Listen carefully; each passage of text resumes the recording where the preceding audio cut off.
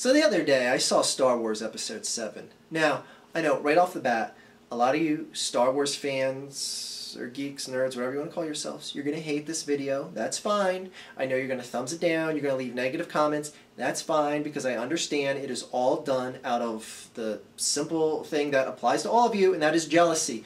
You're jealous that I saw the movie and you didn't. So, that being said, I got two words for you. Suck and my balls.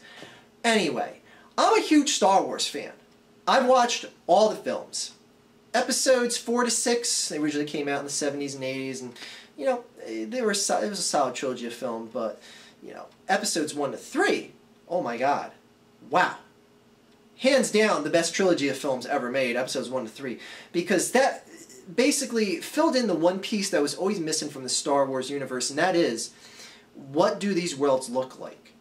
Just completely made by computer graphics. And to see the breathtaking beauty of just cars and a completely computer-rendered Jar Jar Binks, a hilarious character, might I add, just to see, you know, I'm not seeing actors on the screen anymore. I'm seeing physical depictions from a computer, and that was just breathtaking. It made my eyes cry internally. That's how beautiful it was. Can eyes cry internally? I didn't think it was possible, but the Star Wars prequels sure as hell made that possible. Anyway, huge fan of all 6 films, more so episodes 1 through 3 than 4 to 6, and that goes without saying. That's why you don't hear anyone criticizing episodes 1 to 3, but 4 to 6 you hear a ton of criticism.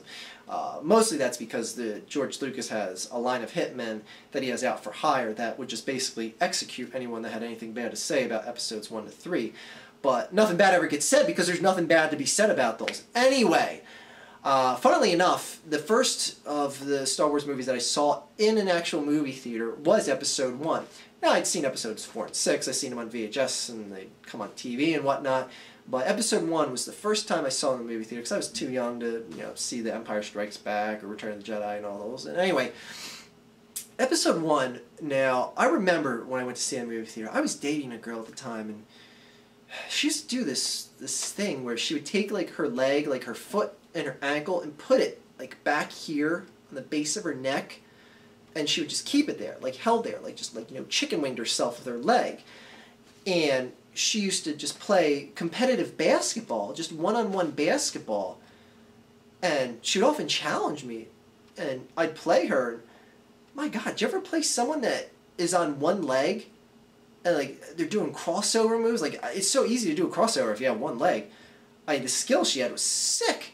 And like since she had the leg back there, like the thigh and extra weight is up on her torso, and she'd be taking me to the paint, and she'd be doing the Shaquille O'Neal, like back up, just fucking knocking me down, like, oh, layup, and doing reverse windmill jams and shit like that.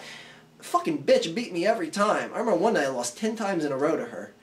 Anyway, we'd since broken up, and she was a little bit older than I was, and it just wasn't meant to be.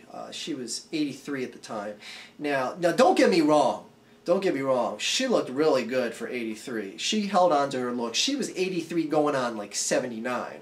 So, you know, this wasn't just like some old hag. This was just an older hag, not just, you know, anyway. But, you know, anyways, I got tired of losing in basketball to her. But what were we talking about? Oh, Star Wars. Anyway, George Lucas and I had gotten close over the years because I made a video about George Lucas, and a number of videos about George Lucas, actually. I did a video about when Disney bought Star Wars and LucasArts from George Lucas for, I think it was like $5 septillion. And he started contacting me about it. He's like, you know, I like the videos you've made about me, and you know, I just want to know if you want to come on out to the Industrial Light and Magic Ranch, Skywalker Studios, LucasArts Film, whatever fucking other names he wants to attach to his personal places that he owns. And I was like, yeah, sure, I'll go out to the Skywalker Industrial Light and Magic LucasArts Ranch anytime. And you know, he invited me out there, and he had some of the employees over after they were done making a video game or some shit. I don't know. Anyways, they had a barbecue, and they did a lot of cool things. They played that little like beanbag toss with the little tic-tac-toe boards where you throw the beanbags through and you try and get the tic-tac-toe, but half the times you end up hitting the circle or X for the other person. They end up winning, and it's like, oh shit, hate that game. So I always end up making the other person win, and I didn't mean to. Anyway, another thing we would do is we'd often have battle raps or rap battles, depending on what you want to call it. I remember I rap battled George one night, and don't let him fool you. He may be an old white guy, but he can kick a flow with the best of him. He fucking buried me with the sickest fucking lyrics ever, and I thought I did good. I thought I was about to school him in front of his crew there, but he fucking buried me. Fucking did the whole thing where he busted out the final rhyme and boom, dropped the mic.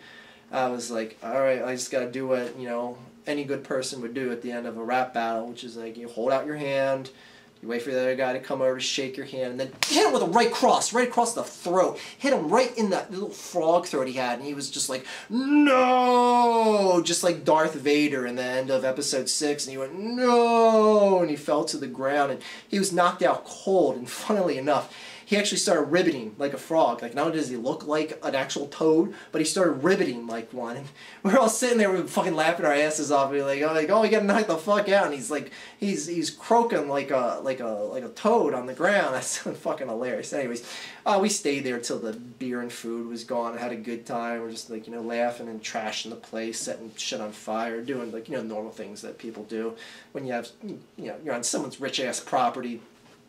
He can buy a new place, but anyways, he got up and I'm sure he was fine. I don't know, he was good. He was out for a good 60 hours, but I'm sure he eventually woke up. Anyway, I've been home, you know, I've been just, you know, sitting here making YouTube videos, being the phenomenal superstar that I am here for you guys. And funnily enough, the other day, George Lucas happens to get on Skype, and I was like, oh, do you want more frontal nudes again? And he was like, no, I'm not here to talk about that, because, you know, we do a lot of things that friends do when you get on Skype. And he just said, you know, I want to know if you want to come out to the Skywalker LucasArts Film Industrial Light and Magic Ranch and watch a early cut of Star Wars Episode 7. And I was like, yeah, but aren't they still doing like principal photography and getting set pieces together and whatnot for that? And he was like, oh, no, I'm not in charge of that. It's Disney's making it now, so, you know, they're on the ball and they're getting shit done over there. And I was like, oh, okay, well, that makes sense. And I was like, yeah, sure, I'd like to see a rough cut. Now, I know right off the bat, again, a lot of you Star Wars fans, geeks, nerds, whatever you call yourselves, you're going to be upset again because you're going to be like, oh, you didn't see the actual Star Wars film. You just saw a rough cut. You saw that scene a few minutes in where there's trees in the background. There's probably going to be more CG trees by the time the film's finished. You didn't see the full film. Something's going to be recolored. There's a guy's wallet in the one scene at the bar. It's probably going to be a black wallet, but it was a brown wallet in the rough cut, so you didn't see the real film. Again, suck and my balls, you jealous pricks. Anyway, went out there. George flew me out there. You know, he treats me right because I'm one of his homeboys, and he knows that. And went into his little movie theater at the Skywalker Ranch LucasArts Film Lights and Magic Home Depot / Lowe's Superstore. And I'm in the movie theater there, and he's like, hey, do you want some Thin Mints? And I'm like, no, I don't want fucking Thin Mints. Who the hell eats that shit? He's like, okay. Anyways, help yourself to popcorn and ice cream and sodas. And I was like, okay, I got some food. Went into the movie theater. It's just him and I sitting in the movie theater there. And the film comes on. And right off the bat, I notice one of the names in the credits is Eddie Murphy. I'm like, Eddie Murphy? Eddie Murphy's in Star Wars Episode 7? And then the title screen comes on. It says Pluto Nash. I'm like, Pluto Nash? Granted, it's a sci-fi flicking on. I was like, I don't know, maybe this is the movie before the movie. And anyways, we're watching Pluto Nash, and it finished up, and I gotta tell you, it was probably one of the best science fiction films I've ever seen, and it's gonna be way better than Star Wars 7, what it's ever gonna be. True story.